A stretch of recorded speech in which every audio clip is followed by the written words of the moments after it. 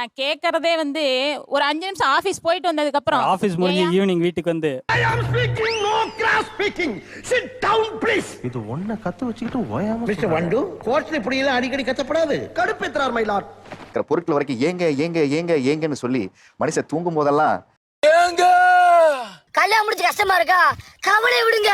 சரி வா வா வா ரிலாக்ஸ் ஆகு அப்படின்னு தட்டி கொடுத்து ஏயா ஒரு வீடு முன்னாடி போர்ட்டிகோ எடுக்கிற மாதிரி மட்டும் வாங்கிக்கலாம். ஒரு பாத்ரூம் வந்து ஒரு 2 பாத்ரூம் இருக்கிற மாதிரி வாங்கிக்கலாம். அந்த முன்னாடி அந்த கார்டன்லாம் வச்ச மாதிரி வாங்கிக்கலாம். எனக்காக வேண்டாம், உனக்காக தான். புதுசா இருக்குனே புதுசா இருக்கு புதுசா இருக்கு. இப்படியே தான் சார் பேசி பேசி இன்னைக்கு பொண்ணு வந்து என்கிட்ட டிமாண்ட் பண்றா. என் பொண்ணு என்னோட சீருக்கு வந்து இவ்வளவு பெரிய மண்டபத்துல வைக்கணும், யானையில வந்து சீர் கொண்டு வரணும் அப்படின்னு சொல்லி என்னோட பொண்ணு 10 வயசு பொண்ணு டிமாண்ட் பண்ற அளவுக்கு இவங்களோட பேச்சுவார்த்தை இருக்கு சார். வெளியே வா மம்பட்டி எடுத்து நடுமண்டு பொடுக்குறியா யுவர் ஆனர். நீ வந்து வேலையில வந்து அவ்வளவு ஸ்ட்ரெஸ் ஆகி மண்டையா முடி கொட்டி 35 வயசுல வந்து இப்படி இருக்கிற நீ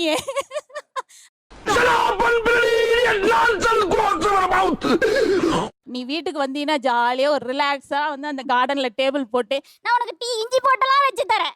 உனக்கு இஞ்சி போட்டு வச்சு கொடுத்தா பிடிக்கும். அந்த மாதிரி எல்லாம் தான் நான் கேக்குறேன், வேற எதுவும் பெருசாலாம் கேட்கல. மனைவியோட எதிர்பார்ப்புல பாதியை காணோம், அடுத்து பிள்ளைங்களோட எதிர்பார்ப்புல மீதியும் காணாம போயிடுன்னு நினைக்கிறேன்.